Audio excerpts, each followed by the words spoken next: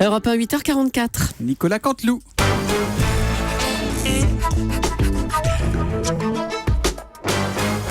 C'est presque de l'info. C'est la revue de presse de Nicolas Canteloup. Et ils sont encore dans le studio. Jean-Pierre Elkabbach est son invité. Eh oui, aujourd'hui, je reçois Marine Le Pen. Marine Le Pen, bonjour Marine Le Pen. D'abord, un mot sur le crash de l'avion d'Égyptaire. Oula.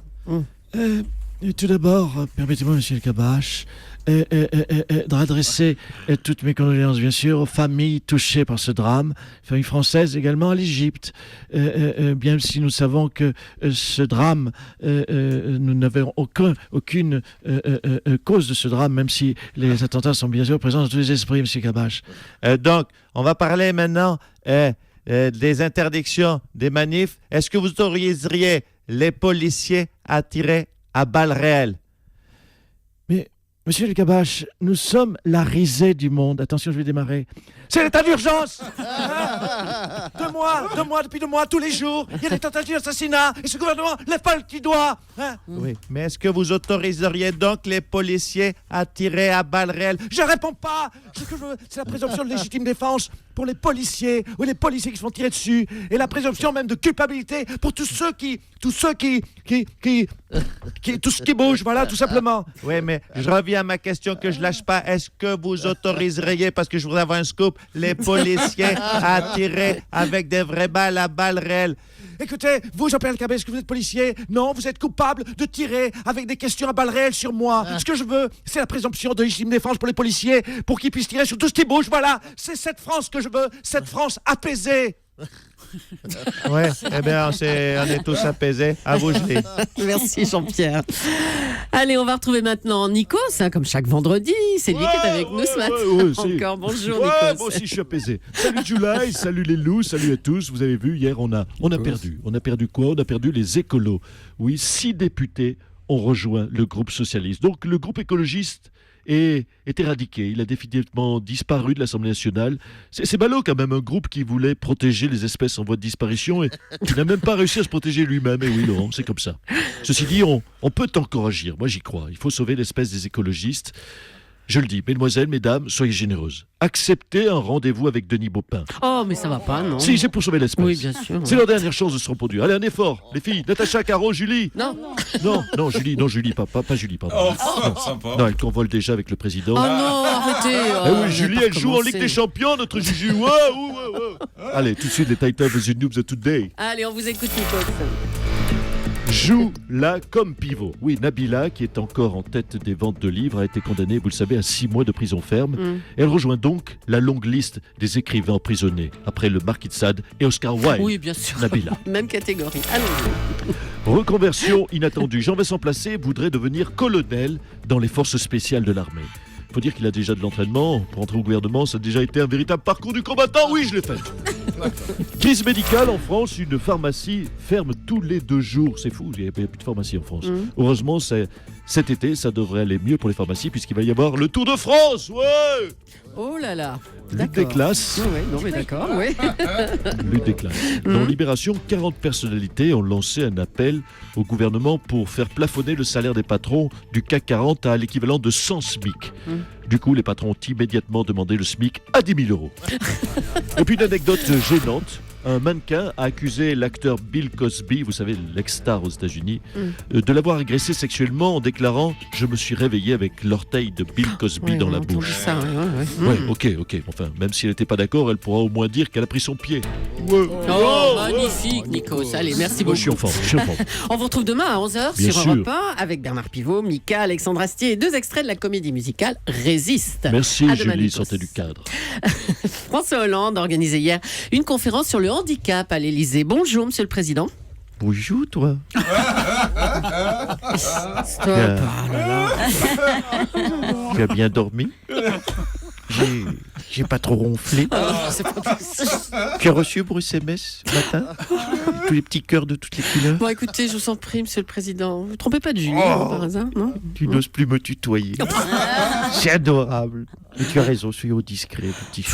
Chut, les gens nous écoutent. Oui, justement, les gens vous écoutent et ils voudraient savoir comment s'est passée la conférence sur le handicap à l'Élysée. Pardon. Donc, c'était une conférence sur le handicap. Oui. Et la nation, jeudi, doit réfléchir aux moyens de mieux accueillir les handicapés qui sont en constante augmentation. Regardez, notez, à chaque manifestation contre la loi travail, on récupère 27 unijambistes, 13 aveugles, 25 sourds. C'est tout, ça ira, oui. Bon. Alors justement, à propos de ces manifs, comment expliquer une telle violence ? Coup de chaton. Pardon, excusez-moi. Non, pardon. Écoutez, soyons sérieux un peu. Écoutez, Madame Julie, pardon. Hélas, cette fois... On imagine me dire ça. S'il te plaît, un petit peu de pudeur. Mon poussin. La violence a été infligée, vous savez, cette fois par des handicapés mentaux. C'est dire qu'il faut aider ces gens. Regardons les jeunes qui ont incendié une voiture de police avec des policiers à l'intérieur. Vous savez, nous avons fait une enquête, ils ont un QI qui se situe entre le mouton et le bigorneau. Il faut qu'on s'occupe d'eux. Mais bon, on a essayé de leur procurer des calmants, ils se sont enfilés par le nez. Donc oui, ça devient compliqué. Merci. Allez, on vous laisse. Hein. Merci, Monsieur le Président. Merci. Ce soir, mon piou-piou. C'est mignon.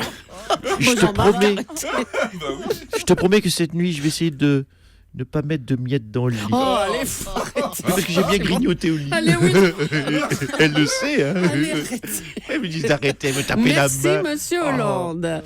Allez, un nouveau braquage a eu lieu avenue Montaigne à Paris dans une boutique Chanel. Le ministre de l'Intérieur est maintenant avec nous. Bonjour Bernard Cazeneuve. Bonjour, mesdames, messieurs les journalistes, mesdames et messieurs les forces de police, amis de la mode, bonjour. Effectivement, vous l'avez dit, des braqueurs ont attaqué une boutique Chanel. Ils se sont enfuis avec 600 000 euros de butin, c'est-à-dire un chapeau et une chaussure droite. Oui, c'est avec Chanel, c'est pas donné. Madame Roux-Coxeux le sait. Alors, est-ce qu'on a une piste ? Écoutez, à l'heure qu'il est, nous recherchons des voyous ayant des goûts de luxe. Malheureusement, notre première piste s'est révélée infructueuse. Ah, c'était quoi ? Bien, écoutez, Patrick et Isabelle Balkany, avaient un alibi. Mais nous restons, bien sûr, mobilisés avec toutes les forces de police. D'accord.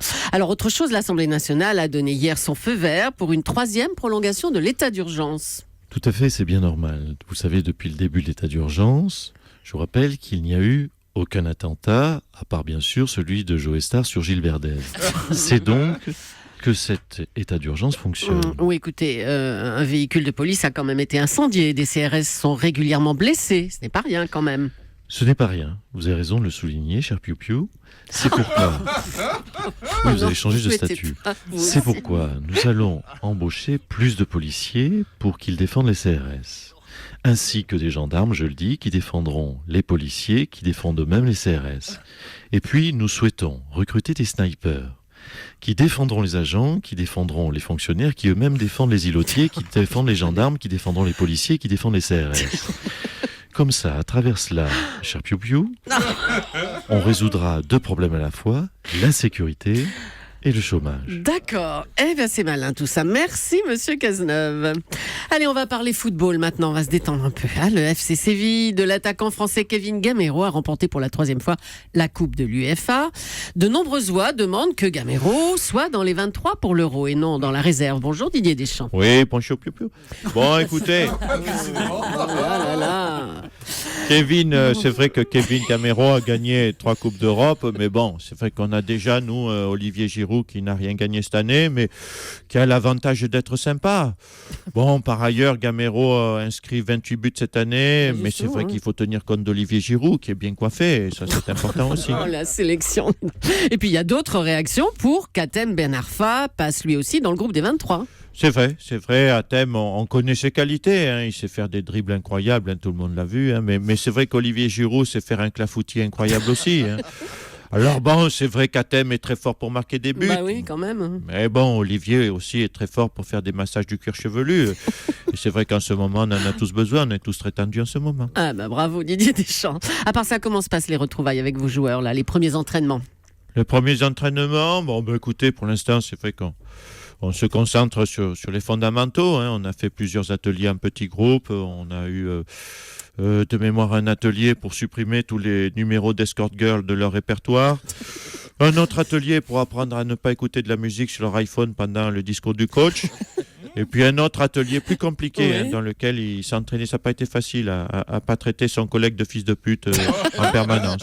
Non, je crois qu'on progresse sur tous les tableaux Eh techniques. ben, très bien, très bien. Il ne nous reste plus qu'à vous souhaiter bonne chance alors. Hein. Va en falloir. Ah bah oui, merci Didier Deschamps. Et puis on l'a appris hier, Roger Federer déclare forfait pour Roland Garros. Bonjour Nelson Montfort. Ouais, bonjour mon cher Piu-Piu, ma chère Piu. Bonjour à la première dame de France, effectivement. Oh, je rêve d'habiter l'Élysée. Roger des Federer déclare forfait pour Roland Garros sur une blessure diplomatique. Comment ça, une blessure diplomatique? Il n'a pas mal au dos ou quelque chose comme ça Non, mais enfin, ouvrez Il a mal au dos. ouvrez les yeux, naïf que vous êtes.